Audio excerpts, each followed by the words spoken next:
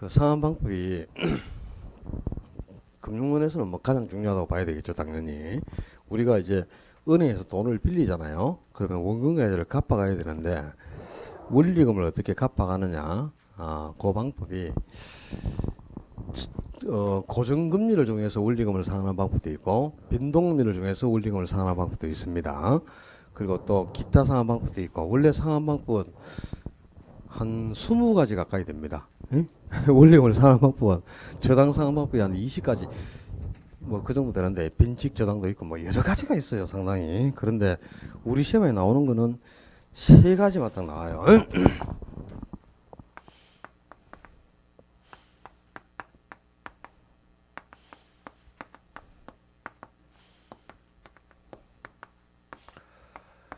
이게 이제 고정금리를 정해서 원리금을 상환하는 방식입니다. 고정금리, 변동금리 방식이 아니고 변동금리 방식은 또 뭐 여러 가지가 더 있습니다. 근데 고정금리를 정해서 원리금을 상환하는 방법이 첫 번째가 원금균등 상환, 그리고 두 번째 원리금 균등. 교재가 원리금 균등이 일본어로 나와 있나? 몰라, 나는 내 하고 싶은 대로 해요. 제가하고 상관없어. 그냥 비교하면서 따라오시면 돼. 이제 원금균등, 원리금균등, 최정식 이 3가지가 이제 고정금리를 정해서 원금과이자를 상환하는 방식, 고정금리 방식이고, 그리고 변동금리 방식은 또 가변이자율 저당, 조정이자율 저당, 재협정률 이자율 저당, 그리고 또 기타 상환 방법이에요. 뭐 가격수준 조정 저당이라든가 계단식 상환이라든가 뭐 이자 매월 상환, 부분 원리금 상환, 풍선 저당, 빈축 저당이 있고 지분 참여 저당, 뭐 별의별 게 다 있어요. 여러 가지가 있는데 전혀 안 나와, 시험에. 그러니까 우리 시험에 나오는 거는 지금 요 고정금리를 정하는 방식 3가지를 구분하는 게 그냥 거의 한 개 아니면 2문제는 꼭 나와요. 반드시 나오는데 금융에서 가장 중요한 거다 보시면 됩니다. 근데 원금균등 상환하고 원리금균등 상환은 용어 자체가 틀리죠. 다른 거죠, 당연히. 원금균등은 원금만 매기간 균등하게 상환하고 이자는 다르다는 뜻이거든요. 원리금균등은 원금과 이자를 합친 원리금을 균등하게 일정 기간 상환해 간다, 그런 뜻이겠죠. 자, 요 차이점 그림을 그려보면 원금균등은 이런 방식이 되겠습니다. 요 이제 앞으로 내가 이 그림을 여러 번 그려드릴 거다. 근데 위에 지금 매기간 일정하게 유지되는 금액이 있죠, 그죠?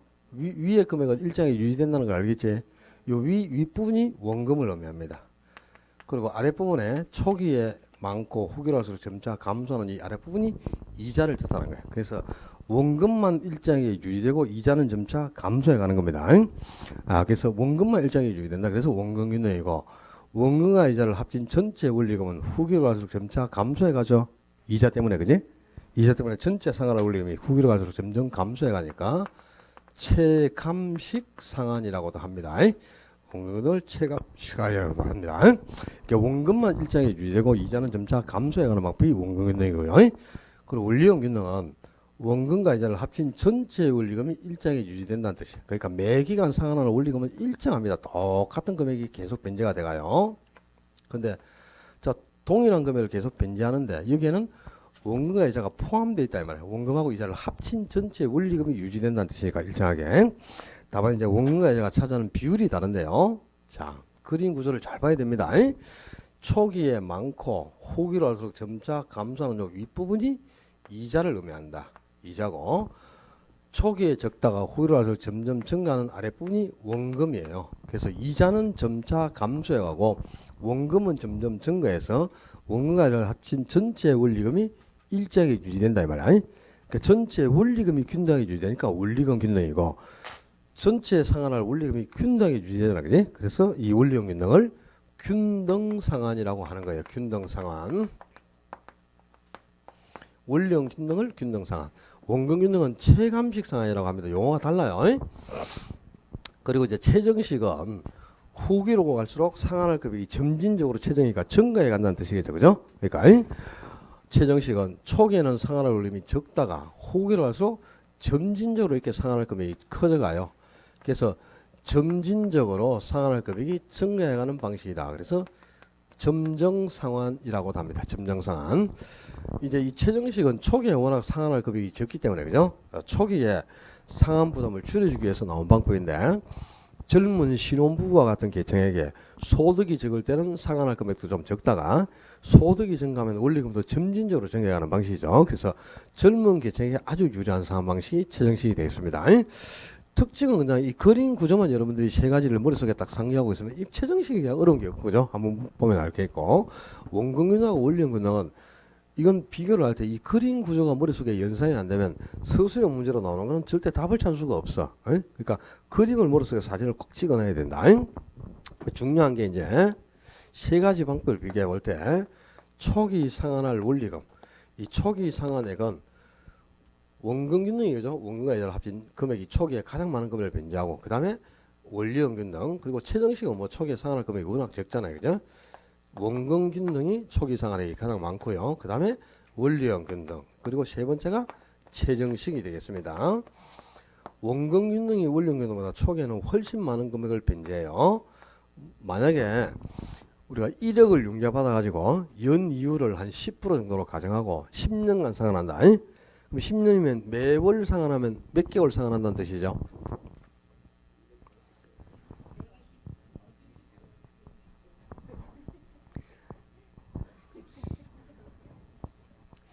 (120개월) 상환한다는 뜻이잖아. 근데 이제 첫 달에 상환 승계 씨 저 뒤로 가. 진도 나가야 돼. 지금 바빠. 다른 데는 지금 12월 마지막 주는 거의 다 휴강이고 수업을 안 하거든요. 12월 마지막 주는. 근데 우리는 이제 마지막 주도 거의 수업을 하는 거로 잡아놨는데 지금 이제 공법이 다음 주에 30일 날 휴강. 어디 저 밖에 밖에 보세요. 12월 학사 일정 내가 게시판에 공지해놨는데 여러분 보시고 30일하고 31일은 공법하고 민법은 이번 주에 진도가 다 마무리된다 그러더라고요. 17일 날 이번 주에 종강이에요. 그래서 24일하고 31일 날 수업 없어. 응? 그 다음에 25일은 크리스마스죠. 원래 크리스마스도 수업이 있습니다. 그 빨간 날도 수업이 있는데 10일, 12일 과정은 큰 의미가 없어요. 입문 과정. 그래가지고 또 금요일이 크리스마스 날이 중개사법이거든요. 근데 중개사법도 그 전에 이번 주하고 다음 주까지 이번 주까지 하면 뭐 거의 진도가 마무리된다 해가지고 25일은 휴강하는 것으로 해가지고 지금 공지를 해놨으니까 그거 보시고 25일까지 갈지 안 갈지도 모르겠다 지금 코로나가 이렇게 1000명씩 넘어가고 하면은 3단계로 만약에 객상이 되잖아요. 수도권이 3단계 되면 비수도권도 아마 2.5단계까지는 객상되지 싶어요. 이번에 객상이 되면은. 근데 2.5단계로 단계가 객상되면 대면 수업을 못 합니다. 여러분이 못 나옵니다. 학원에. 어떻게 해야 돼요? 선생만 와가지고, 그죠? 둘이서 그냥 저도 촬영해가지고 인터넷으로 내보낸 것밖에 없어. 그 기간 동안에는, 그죠? 올해 우리 3월, 4월, 그러니까 한 두 달 59일을 총 휴원을 했기 때문에, 그죠? 그때 우리 신천지 문제라고 좀 심각했을 때. 근데 이게 빨리 좀 진정이 돼야 되는데 지금 이게 단기에 끝날 것처럼은 안 보이죠. 갑자기 그냥 950명, 1000명 넘어가는 거 보니까 1000명대가 한 며칠 정도는 유지가 될 것 같거든요. 근데 이게 좀 확 줄어들어야, 그죠? 지금 상태에서 좀 더 1.5단계로 낮춰지고 하는데 지금 상태 같으면 3단계 안 가라는 보장이 없겠죠. 가야 될 것 같죠, 지금. 안 그러면 지금 심각합니다. 그러니까 수도권이 지금 3단계 가면 비수도권도 2.5단계인데요. 2.5단계부터는 대면 수업 자체가 아예 금지입니다. 금지고 3단계는 아예 그냥 영업 자체가 200만 개 이상 되는 업체들이 전부 문을 다 닫아야 돼요. 아예 그냥 문 닫아야 됩니다. 장사 자체를 못 하거든요. 3단계는. 그러니까 3단계 가면 다 죽는 거지 진짜. 진짜 조심해야 되는데 큰일이다. 그죠? 빨리 잠잠해져야 되는데. 근데 언제 이게 단계가 이렇게 높아져가지고 언제부터 시행될지를 모르니까 되면 이제 여러분에게 다 공지는 하겠지만 지금 심각한 수준이에요. 그죠? 일이 안 돼야 될 건데 지금 상태를 유지해서 정상적으로 수업을 해가는 게 제일 좋은데 진짜 그 올해 3월에는 제가 간도 컸죠. 원래 이제 신천지 문제로 완전히 난리가 나가지고 휴원 명령이 내렸거든요. 근데 휴원인데 선생님이 와가지고 혼자 오죠. 아무도 없는데 촬영만 해가지고 한다니까 수업을 못 하겠다 그러더라고. 그래가지고 이제 비밀리에 수업을 들어올 수 있는 사람은 들으러 오세요 그랬거든요. 그래가지고 와가지고 수업을 들었다고 바로 단속이 나와서 나가지고 마스크 누구 안 썼잖아요. 왜 거리 유지 안 했어요? 강사도 마스크 안 써서 바로 벌금 100만 원. 바로 그냥 바로 그 적각입니다. 바로. 근데 안 냈죠. 내겠습니까? 돈 넘는데. 근데 이제 1년간 객이잖아요. 그죠? 그러면 나중에 유예 처분을 해줍니다. 유예. 왜? 특별 재난지역이 선포되기 때문에 그죠? 1년 동안 객이면은 나중에 돈이 없으면 못 내니까 그냥 안 받아요.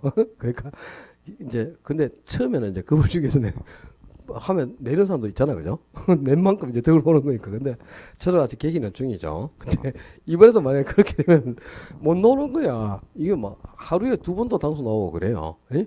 중대본에서 나오죠. 700문부에서 나오죠. 그죠? 그리고 또 시청에서 나오지. 구청에서 나오지. 교육청에서 나오지. 돌아가면서 있잖아요. 얼마나 피곤하게 하는지 알아요. 그 아예 못합니다. 그래가지고 밖에 문을 잠가버려. 출입구 문을 잠그고 밖에 불을 다 꺼. 다 끄고 요 안에서만 그죠? 이렇게 아예 못 들어가게 해놓고 안에서만 수업을 했단 말이야. 알았어요. 그래 비밀리에 하긴 했는데 그것도 정말 강큰 짓이죠. 올해는 내가 새 가슴이 돼서 못하겠습니다. 진짜. 진짜 그렇게 못하겠고 2년은 막 300만 원이란 말이야. 벌금이 100만 원이 아니고 한 번 부과되면 300만 원인데 이제는 진짜 안 되면 안 됩니다. 바로 이 종식시키기 위해서 최고의 수단을 쓰는 거니까 그죠? 어쩔 수가 없는데 하여튼 안 되는 게 좋죠. 지금 수도권은 전부 인터넷으로만 지금 강좌를 제공해주고 있거든요. 강사만 촬영을 해가지고 비대면 수업이니까 그러니까 우리도 비대면이 안 가겠죠. 그죠? 대면 수업을 할 수 있도록 기도하셔야 돼요, 여러분들이. 그죠? 이제 집에서 인터넷 본다 그러면 공부 안 되잖아. 그죠? 그래도 와야 됩니다. 그래야 되는데 안 되게 좀 기도 좀 하시고 하세요. 조심 좀 하고. 달성은 그래도 오늘 또 뭐 3명인가 뭐 몇 명인가 좀 적게 나왔던데 다른 지역에 비해서 그죠? 청정구역인데 여기 어쩌다가 그 달성군의 영신교인지 뭐 해가지고 그죠? 참 왜 마스크 안 쓰고 왜 찬양을 하냐 그래 이제 참, 할렐루야 참.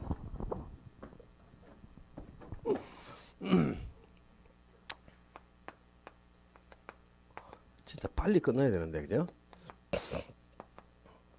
뭐 1월 말 정도 되면 치료제, 그다음에 또 4월 정도 되면 다 백신 접종 가능하고 그러니까 내년 상반기 정도 되면 어느 정도 좀 잠잠해지는데 이게 겨울철에 특히 감기하고 똑같은 거니까 그죠?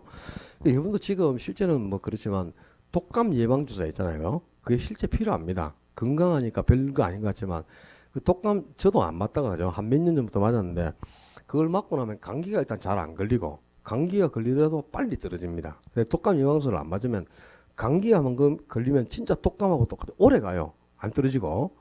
그게 바로 뭐 코로나가 별거 있습니까? 그죠? 독감하고 똑같은 건데. 그러니까 미리 예방주사를 좀 맞고 손도 좀 자주 씻고 마스크 꼭 하시고 그게 이제 지키셔야 되겠어요. 그제 초기 상환할 금액은 만약에 1억을 융자받아가지고죠. 120개월 동안 매달 이제 연 뭐 한 10% 정도 이자로 상환한다고 가정하고 첫 달에 상환할 금액을 계산해 보죠. 그러면 요거는 183만 원 정도가 나옵니다. 원금균등은. 원료금은 110만 원 정도가 나오고 최저임금은 한 40만 원 정도 나옵니다. 그 정도로 차이가 커요. 그러니까 초기에는 원금균등이 원료금보다 상환할 금액이 월등히 높다. 이게 아주 중요 포인트예요. 그 다음에 초기에 많은 금액을 변제하면 중간점 갔을 때 남아있는 잔금은 적어지겠죠. 많은 금액을 변제하면 잔금은 적잖아. 그지? 총 융자액에서 상하는 금액을 빼고 남는 게 잔금이니까. 그지? 그러면 잔금의 크기는 당연히 역순이 되겠죠. 원금균등이 잔금이 제일 적게 남고 최정시 잔금이 가장 많이 남는 겁니다. 그지? 그 다음에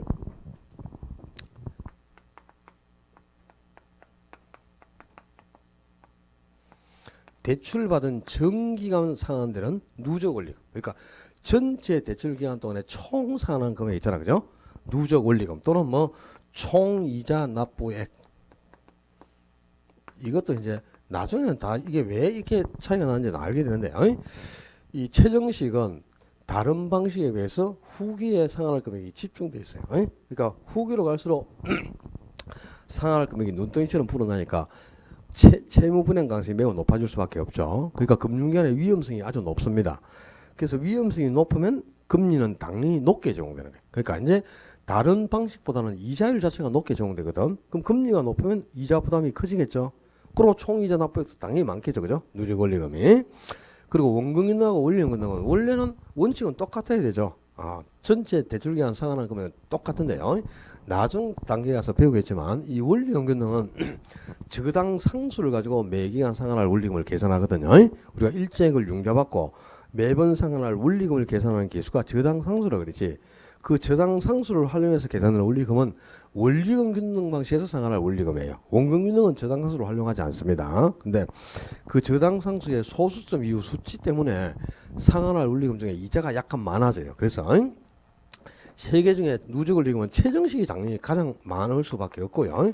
그 다음에 이제 원리금 균등입니다. 그리고 원금 균등이 가장 적은데 이게 또 이게 또 요즘 최근에 자주 또 시험에 등장하네요. 그러니까 누적 원리금 총 이자 납부액은 원리금 균등 방식이 원금 균등 방식보다 약간 많습니다. 약간. 그래도 약간이라도 많으니까 이 차이점을 모르면 안 되겠습니다.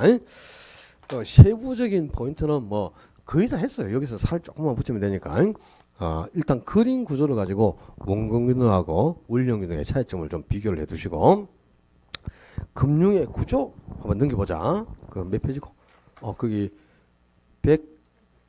109페이지가 109페이지 부동산 금융의 구조 나와 있죠.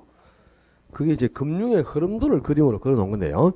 거기서부터가 이제 저당 유동화 제도를 뜻하는 건데요. 저당권을 유동화시킨다는 말이 뭐냐 이런 거다. 돈을 빌려고자 하는 차입자가 있잖아요. 이 차입자들이 대부분 무주택 서민들이란 말이야. 근데 서민들은 돈을 빌릴 때 돈이 없잖아.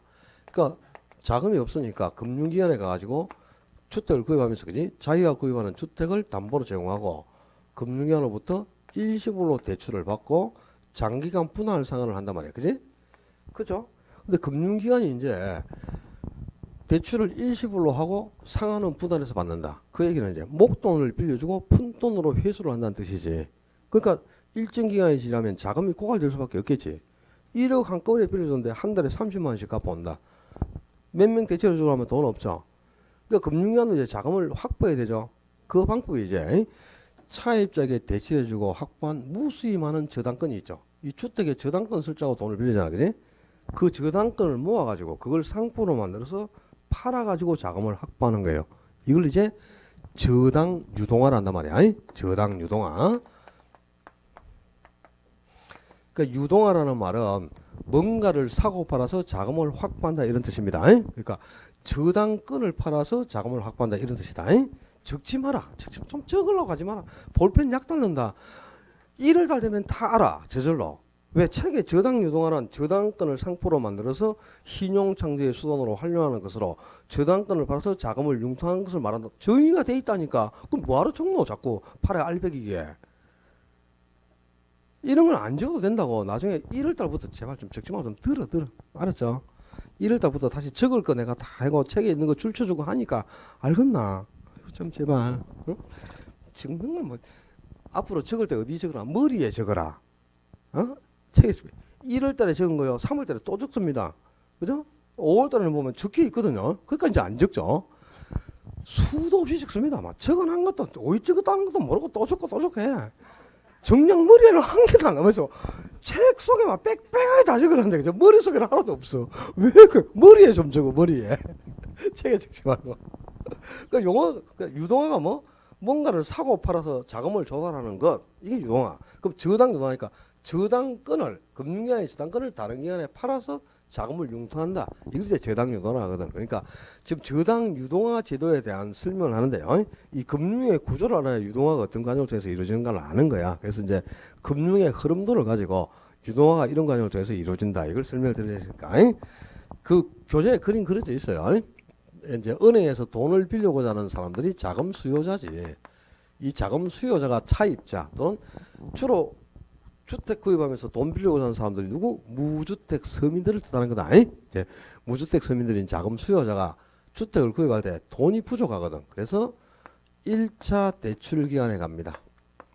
1차 대출 기관에 가서 돈을 빌리는데 1차 대출 기관을 금융기관이라 하는 거야. 그러니까 이 금융기관은 여러분들이 금융기관 그러면 대부분 은행만을 생각하는 데죠. 은행 당연히 대표적이죠.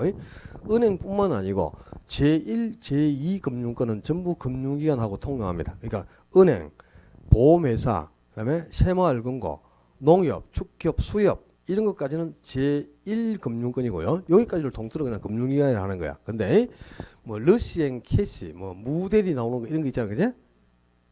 산화머니 뭐 이런 거 있죠. 그런 거는 사금융입니다. 그거는 금융기관이 아니고 그건 돈노래하는 회사들이에요. 사금융이니까 그런 데서 돈 빌리면 큰일 나죠. 한 번 빌리는 순간 신용등급이 7단계 하락합니다. 여러분들이 신용등급 평가 그 신용등급이 아주 중요합니다. 신용도가 변동금리를 적용할 때는 아까 기준금리에다가 가상금리를 추가한다 그랬죠. 지금 현재 우리나라 기준금리가 몇 프로? 1% 이하로 하락했잖아요. 0.75입니다. 0.75 기준금리가. 그때 대출 받을 때 0.75% 대출해 주더라. 보통 3%대 4% 되죠. 그 시중에 반영돼 가지고 금리가 그렇게 책정되는 거란 말이야. 그죠? 그러니까 보통 이제 그 가상금리가 1등급이라도 한 2% 정도는 가상금리가 추가되거든요. 그럼 2.75%가 되죠. 1등급이라도. 4등급 같으면 4.25%뭐 이 정도 간단 말이야. 7등급 가면 5%대 6%대 갑니다. 금리가. 그 정도로 달라요. 신용도에 따라. 그러니까 신용이 상당히 중요한데 그 카드 가지고 돈이 필요해갖고 현금 서비스 받는 거 있죠. 절대 하면 안 됩니다. 현금 서비스 받는 게 똑같아요. 그 사금융에서 돈 빌리는 거하고 이율이 다르잖아, 그죠? 한 번 연체하면 연체율이 20몇 %입니다. 그 사금융하고 똑같은 거지. 현금 서비스를 사금융으로 취급하는 거예요. 7단계 하락합니다. 알았죠? 그다음에 혹시 또 주식 투자하면서 그죠? 주식 자금 대출하는 거 있죠? 그런 거 받는 순간 그냥 이거다. 알았죠? 진짜 7단계 바로 하락합니다. 그러니까 절대 그런 거 쓰면 안 돼요, 돈.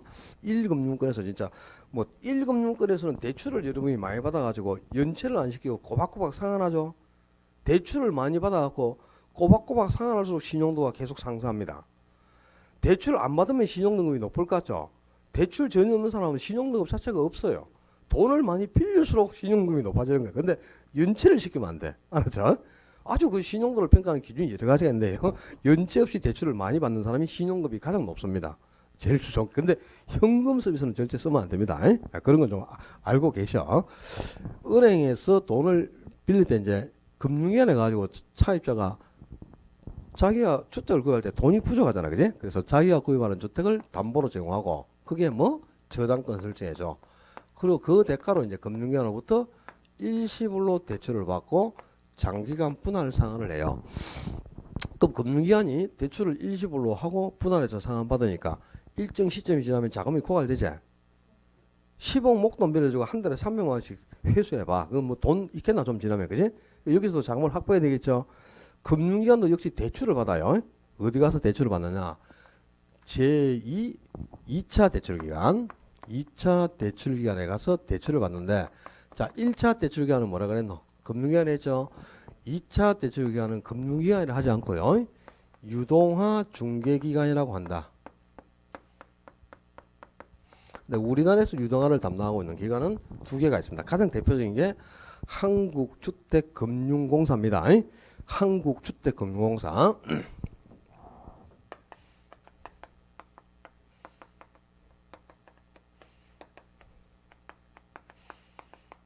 한국주택금융공사, 코리아 하우징 파이낸스 코퍼레이션, 머리를 달아서 KHFC라고 하는데요. 요걸 더 줄여서 그냥 HF 이렇게 표현해. HF. 그러니까 HF가 한국주택금융공사라는 뜻이에요. 요 한국주택금융공사가 가장 대표적인 유동화 기관이고요. 또 한 개가 더 있어요. 특수목적회사라는 게 있어. 특수목적회사, 스페셜 퍼포스 컴퍼니.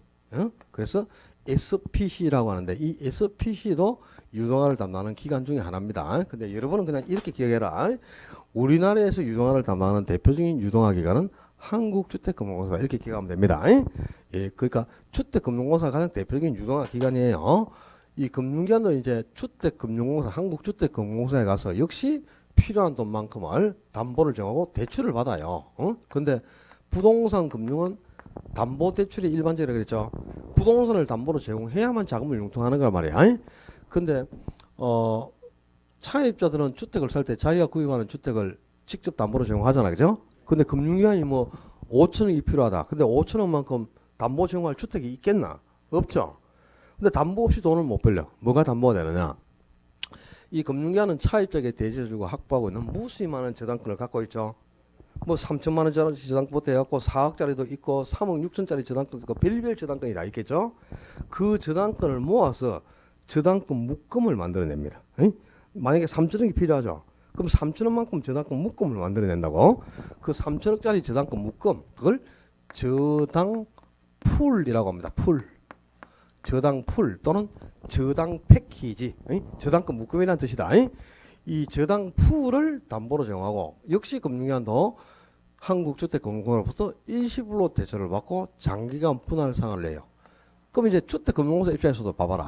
3천억을 일시불로 빌려줬어. 근데 20년 상환 기간으로 해서 빌려줬더니 한 달에 뭐 250만 원씩이죠. 20년 동안 갚아온다. 돌아버리겠죠. 돈 없단 말이야. 일정 시점 지나면. 그러면 여기서도 자금을 확보해야 되죠. 여기서 이제 자금을 확보하는 방법은 뭐냐. 이 지금 한국주택금융공사는 금융기관으로부터 넘겨받은 저당권 묶음을 갖고 있죠. 저당풀, 그죠? 이 저당권 묶음을 담보로 정권을 발행해. 정권을 발행해서 그 정권을 기관 투자에게 매각하는 겁니다. 그러면 이제 현금이 조성되겠죠? 그래서 자금을 확보하는데 이 기관 투자자에게 정권을 발행해서 그 정권을 투자한테 매각해가지고 자금을 확보한단 말이야. 그때 이제 만들어지는 정권이 바로 주택, 저당, 주택에 설정된 저당권, 이걸 담보로 발행하는 정권, 주택 저당을 담보로 발행하는 정권이다. 그래서 주택 저당 담보 정권, 주택 저당을 모기지 담보로 백더 모기지 백더 정권 시큐리티스. 그래서 이걸 MBS라고 하는 거예요. 이렇게 해서 이제 MBS를 발행해 가지고 이걸 투자에게 매각해서 자금을 확보하죠. 그렇게 해서 이 확보된 자금을 금융기관에 대출해 주기도 하고요. 또 이 주택금융공사가 이렇게 MBS 발행을 통해서 자금이 확보되면 이 재원으로 무주택 서민들을 대상으로 장기간 대출해주는 장기 대출 상품이 있어요. 그게 모기지 론이라는 거다. 그 다음에 또 노인들을 대상으로 만 60세의 노인들을 만 60세 죄송합니다. 개정부터 만 55세 만 55세 이상의 노인이 아니죠. 만 55세 같으면 총각이잖아, 그죠? 노인카면 안 되지.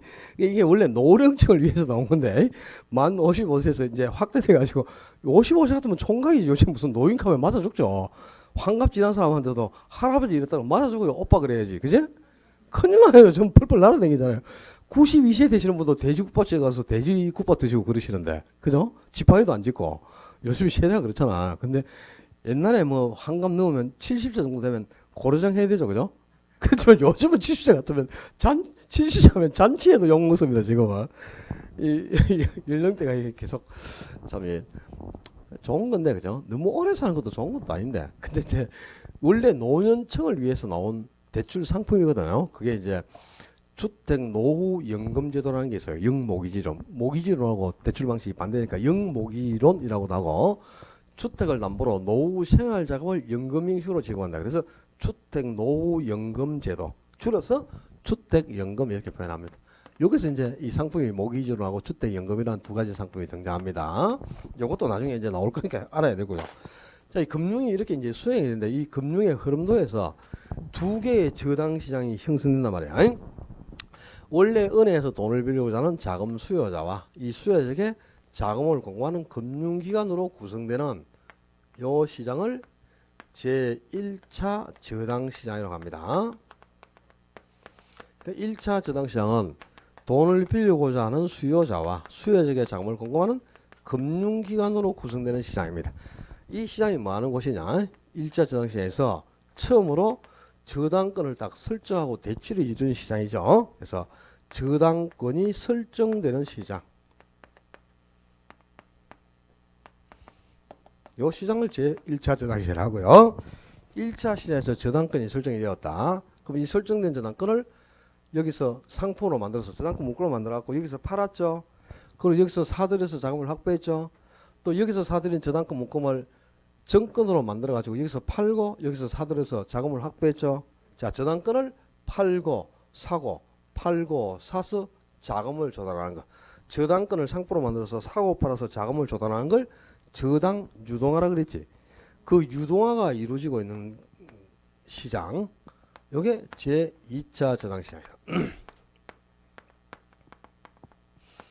그러니까 2차 저당시장은 1차 대출 기간하고 2차 대출 기간, 1차, 2차 대출 기간이 필요한 자금을 조달하기 위해 투자자 사이에 만들어내는 시장입니다. 그러니까 1차 대출 기간과 2차 대출 기간이 필요한 자금을 조달하기 위해 투자자 사이에 만들어내는 시장. 대출 기간과 투자자 사이에 형성되는 시장을 2차 저당시장을 하는데 이 2차 저당시장은 1차에서 저당권이 딱 설정이 돼서 그죠? 그럼 설정된 저당권을 여기서 MBS라는 상품으로 만들어냈죠. 저당권을 정권으로 만들어냅니다. 저당권을 정권화 시켰어요. 그리고 또 이 정권으로 만들어서 이걸 사고 팔아가지고 자금을 조달해서 유동화를 시키고 있다 이 말이야. 1차에서 설정된 저당권이 1차 시장에서 설정된 저당권이 MBS라는 정권으로 만들어지고 또 이 저당권 또는 저당풀 이런 것들을 사고 팔아서 자금을 확보하는 유동화가 이루어지는 시장, 저당권이 정권화, 유동화 되는 시장을 2차 저당시장이라 한다 이 말입니다. 그래서 이제 이 1차, 2차 저당시장, 이 저당시장이 이제 활성화됨으로써 대출기관 쪽으로 자금이 유입되고 그리고 무주택 서민들까지 원활하게 대출해 줄 수 있는 길을 열어주는 거야. 그러니까 이 유동화 제도가 있음으로 해서 금융기관이 자금을 확보할 길이 열리지. 저당 유동화 제도가 없다. 그러면 금융기관은 재원을 조달할 길이 없어요. 그렇겠지. 예금주들이 예금만 갖고는 무수히 많은 돈을 필요로 하는 수요자에게 대출을 실행할 수가 없습니다. 근데 유동화 제도가 생김으로 해서 금융기관이 재원을 확보해서 무수히 많이 돈을 필요로 하는 수요자에게 자금을 공급해 줄 수 있는 길을 열어주는 거야. 그러니까 이 저당 유동화 제도는 금융기관 입장에서는 목숨줄과 같은 거죠. 그죠? 이게 없고서는 자금을 조달할 길이 없는 겁니다. 상당히 유용성이 높은 제도죠. 자, 이렇게 금융이 이렇게 수행되는데 여기서 이제 이 유동화를 통해서 만들어지는 가장 대표적인 이제 상품이라는 게 MBS라는 거예요. 그죠? 주택 저당. 우리가 차입자에게 대출을 하면서 금융기관이 차입자로부터 설정받은 게 뭐죠? 주택 저당권이죠. 이 주택 저당권을 모아서 그걸 담보로 만들어낸 정권이 뭐다? MBS라는 거죠. 요 MBS에 이제 여러 가지가 있어요.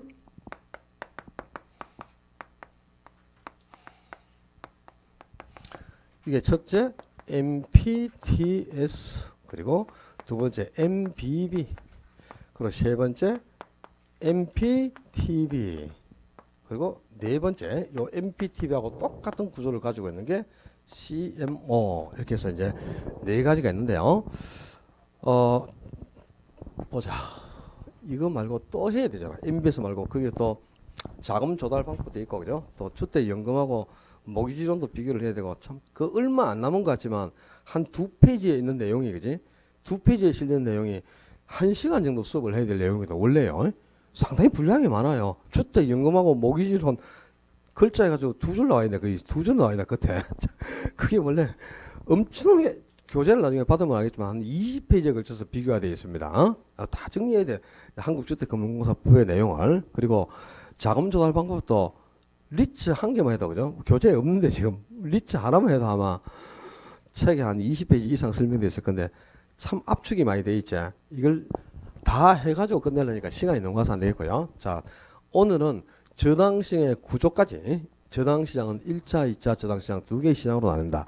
1차 시장이 누구와 누구 사이에 형성되고 2차 시장이 누구 사이에 형성되느냐. 1차 시장이 뭘 하는 것이고 2차 시장이 뭘 하는 것이냐. 여기까지 구분을 하셔야 됩니다. 여기까지는 구분해 놓고 MBS의 종류. 여기서부터는 제가 다음 주에 다룰 테니까 여러분이 다음 주에 어디 할 차례다 그러면 MBS부터 할 차례입니다. 이렇게 얘기해 줘요. MBS 종류부터 할 차례다. 이렇게 내한테 얘기해 주면 되겠어요. 11, 12월은 공부 안 해도 돼. 그냥 수업만 쭉 참여하고 결석하지 않는 거. 이게 이제 제일 중요한 거고 공부는 1월부터 하시면 돼요. 1월 첫째 주 첫 수업 때, 1월 4일 첫 수업 때 한 해 동안 공부하는 요령, 1, 2월 두 달 요령, 1월 한 달 공부하는 요령, 책에 줄치는 방법, 필기하는 요령 상세하게 설명을 해주고 오리엔테이션을 다시 하고 진도 나갑니다. 또 기본서가 12월 말에 나오면 이 책은 다 버리고 이제 새로운 기본서를 가지고 공부를 할 거거든요. 그때 공부 요령부터 다 숙지를 시키고 진도 나갈 테니까 염려하실 필요가 없고요. 12월까지는 공부는 안 해도 돼요. 근데 오늘 다룬 거 지난주하고 오늘 다룬 투자론이 있었지.